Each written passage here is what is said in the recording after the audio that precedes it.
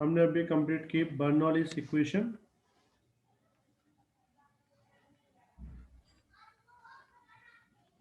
ठीक है, और बर्नौली इक्वेशन हमारे लिए क्या थी? P plus half rho v square plus rho g h is equal to constant. ठीक है, अब इसमें अगर मैं इक्वेशन को रो जी से डिवाइड कर दूं, पूरी इक्वेशन को कैसे डिवाइड करेंगे? रो जी से। कांस्टेंट को डिवाइड करेंगे तो वो तो कांस्टेंट ही रहेगा, तो ये बचेगा P बाय रो जी, ये हो जाएगा हाफ, यानी कि हाफ नहीं लिखते, वी स्क्वायर बाय 2g, और वो बचेगा सिर्फ h। तो इसमें जो तीन टर्म्स है, एक है P बाय रो जी, दूसरा है वी स्क्वायर बाय 2g, और तीसरा है h। ये जो P स्क्वायर बाय 2g है, इसे हम नाम देते हैं प्रेशर हेड। जो वी स्क्वायर बाय 2g है, इसको नाम देंगे वेलोसिटी हेड। और जो तीसरा है h, इसको हम नाम देते हैं एलिवेशन हेड। Elevation head. ठीक है, और याद रखना ये जो हेड है, कोई भी हेड, इन सब का यूनिट जो है वो मीटर होता है। जिसे तुम्हें पता है हाइट का यूनिट मीटर होता है, और ये सब तीनों प्लस में है। तो चैप्टर 2 यानी डायमेंशन में हमने पढ़ा है, कोई भी दो टर्म अगर प्लस में है, उसका सिंपल मीनिंग ये जाता है कि उनका यूनिट सेम होगा। अगर एच का मीटर है तो इस पूरे का मीटर होगा, इस पूरे का भी मीटर होगा। तुम डिराइव भी कर सकते हो। मतलब अगर तुम्हें क्वेश्चन में दिया हुआ हो कि किसी लिक्विड का वेलोसिटी हेड 20 मीटर है, किसी लिक्विड का वेलोसिटी हेड 20 मीटर है, मतलब तुम्हें वैल्यू किसकी दी हुई है? वी स्क्वायर बाय 2g की। V square by 2g is equal to 20 metre. फिर तुम उसमें से v फाइंड कर सकते हो। समझ में आई यहाँ तक बात? किसी को डाउट यहाँ तक? Yes, sir. अब इसमें थोड़ा अगर लगा है, सर एक बार रिपीट करोगे अब वो लास्ट वाला? वेलोसिटी हेड नहीं आया सर। मैंने बोला कि अगर तुम्हें क्वेश्चन में दिया हो कि वेलोसिटी हेड इज 20 मीटर, मतलब वो तुम्हें कौन सी क्वांटिटी दी हुई है?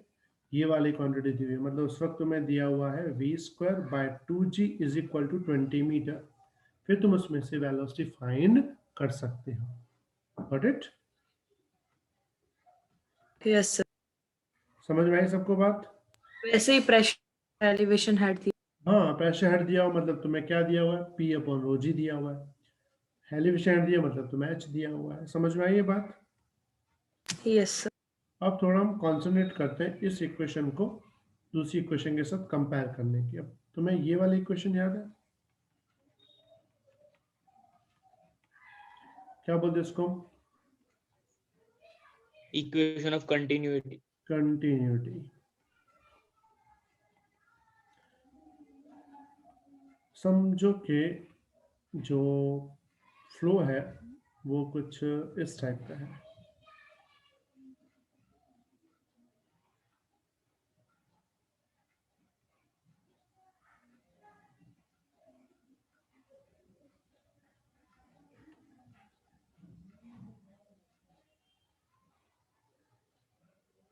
ठीक है, और ये है इसका क्रॉस सेक्शन।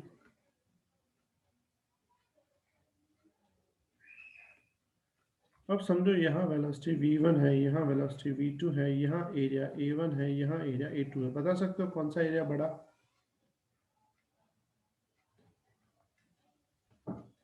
A1, कौन सी वेलोसिटी बड़ी?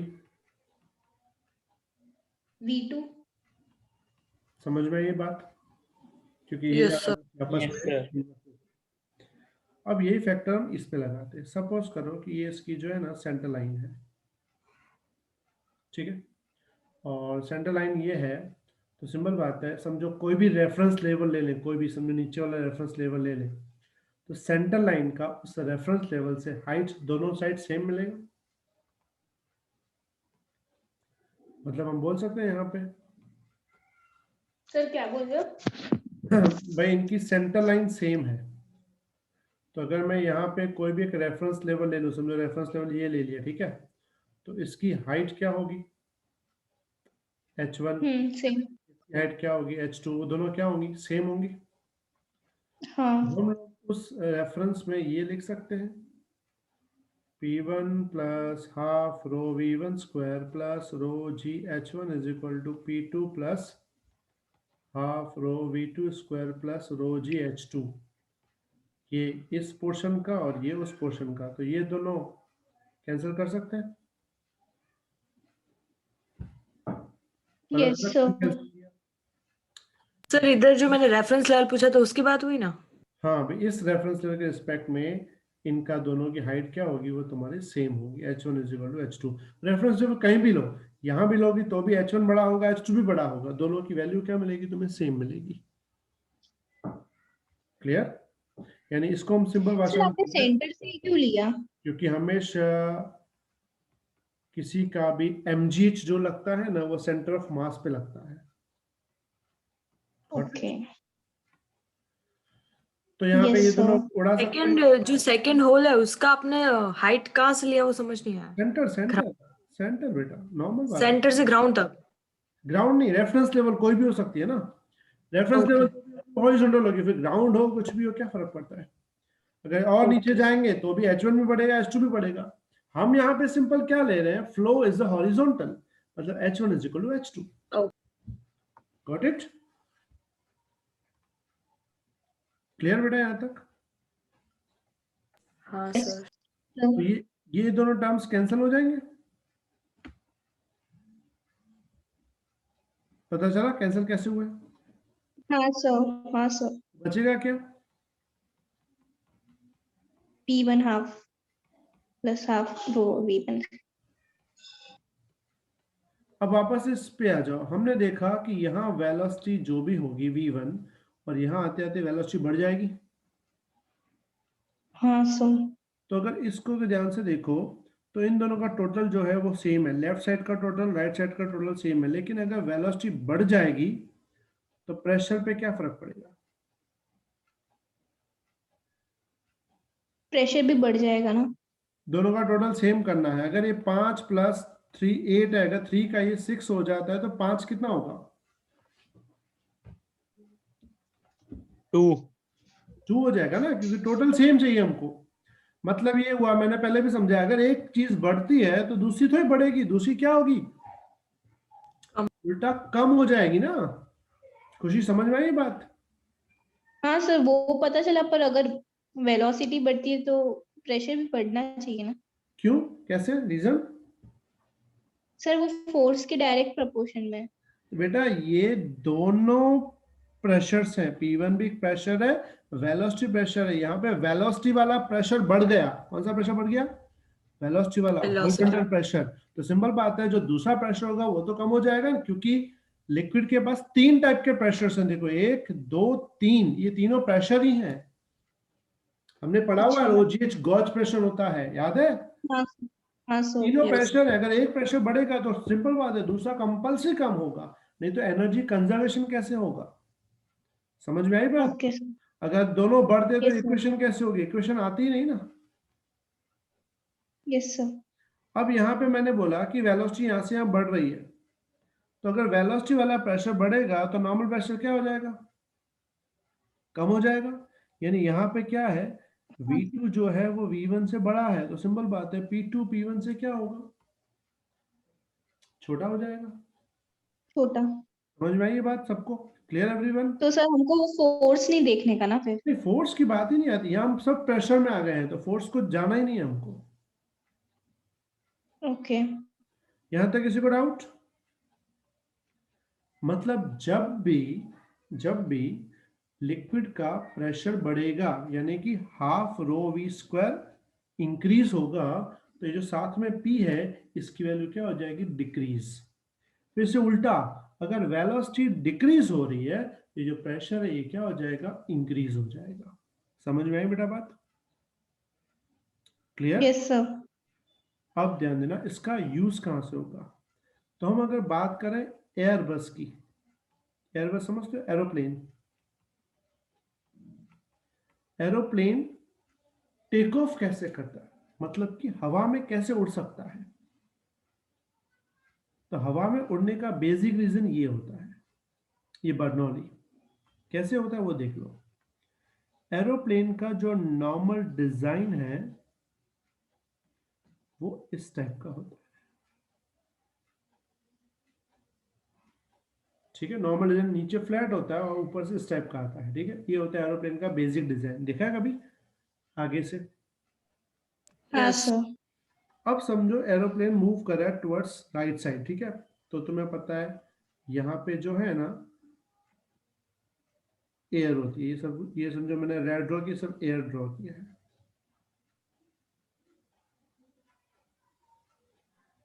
ठीक है। अब नॉर्मल बात है, एयर का प्रेशर क्या होता है, 1 एटमॉस्फेयर। 1 atm। ये 1 atm, यहाँ भी कितना होगा 1 atm, मतलब प्रेशर जहां भी होगा 1 atm होगा। याद है सबको ये? Yes, sir. Yes sir. जब ये प्लेन आगे जाएगा तो नीचे वाली जो एयर है वो एज इट इज रहेगी, ठीक है। लेकिन जो ये वाली एयर है ये ऐसे हो जाएगी,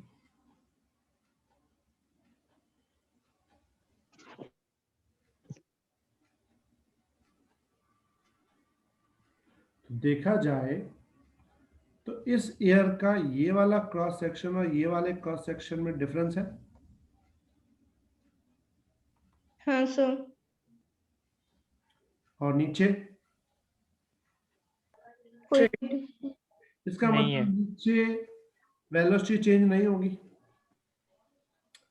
और हाँ सर। वही प्रेशर चेंज होगा। अगर यहाँ 1 atm है तो यहाँ भी कितना आएगा, 1 1 atm। atm। ऊपर एरिया कम हो गया। एरिया कम होने से वेलोसिटी पे क्या फर्क पड़ता है, बढ़ती है। और जब वेलोसिटी बढ़ती है तो प्रेशर पे क्या फर्क पड़ता है, घटता है प्रेशर। कम होता है। समझो यहाँ 1 atm है तो हो सकता है यहाँ पे कितना हो जाए, 0.5। Yes sir. ऊपर वाली सरफेस पे जो प्रेशर मिलेगा 0.5 मिलेगा, और नीचे वाली सरफेस पे प्रेशर कितना मिलेगा,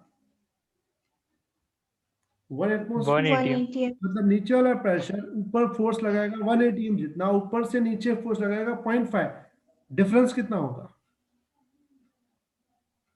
0.5 0.5। किस तरफ, ऊपर की तरफ ऊपर मूव। की तरफ। तो सिंपल बात है, याद है प्रेशर की फॉर्मूला होती है फोर्स अपॉन एरिया। तो फोर्स क्या होता है, प्रेशर इनटू एरिया। अब प्रेशर का डिफरेंस कितना जनरेट हुआ, 0.5। 0.5। एटीएम को मैं 10⁵ लिखता हूँ भी, वैसे 1.01 बाद में लिखता हूँ। एरिया, अब प्लेन की एरिया क्या होती है, नॉर्मली प्लेन की एरिया होती है 100 मीटर स्क्वायर एवरेज। तो फोर्स क्या बन जाएगा,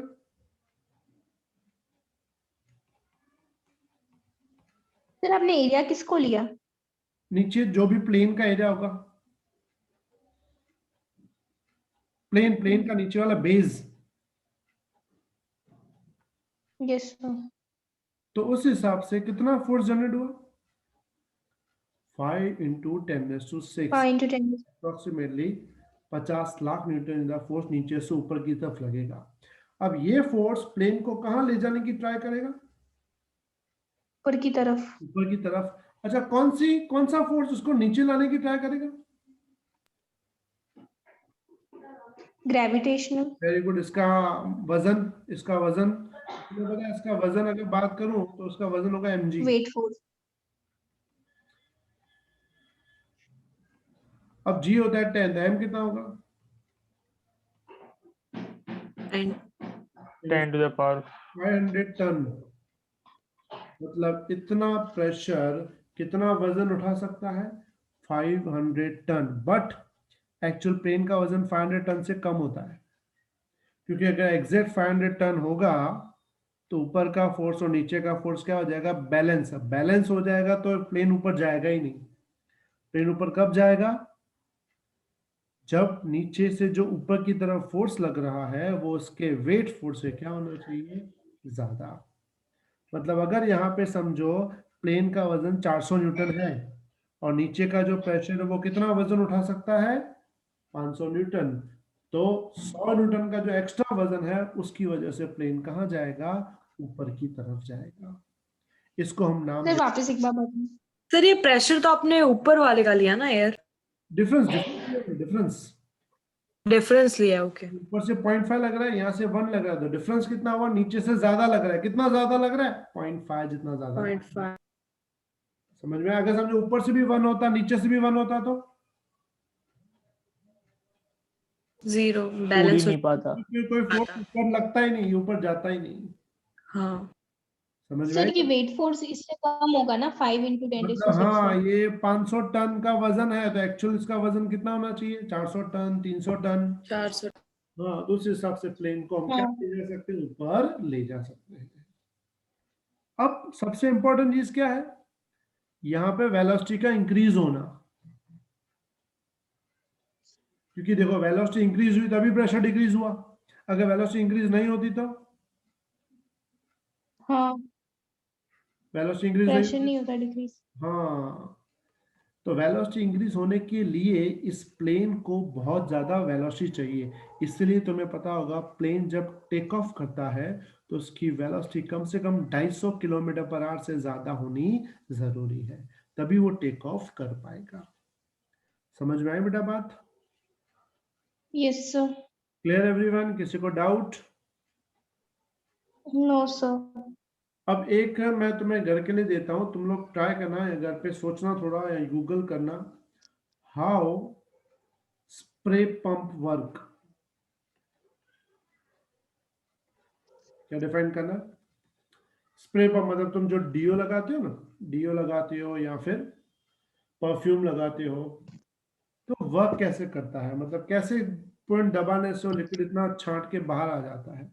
उसके पीछे का लॉजिक भी बर्नौली ही है, लेकिन एक बार तुम खुद सर्च करना, समझना, तो तुम्हें ज्यादा इजीली समझ में आएगा। समझ में? Yes sir. तो तुम्हें घर पे एक बार अच्छे से ट्राई करना है। यहाँ पे तो कोई डाउट? और ये ओके। तुम लिख लो, लिख के भले जा सकते हो, ठीक है? आज के लिए इतना करेंगे।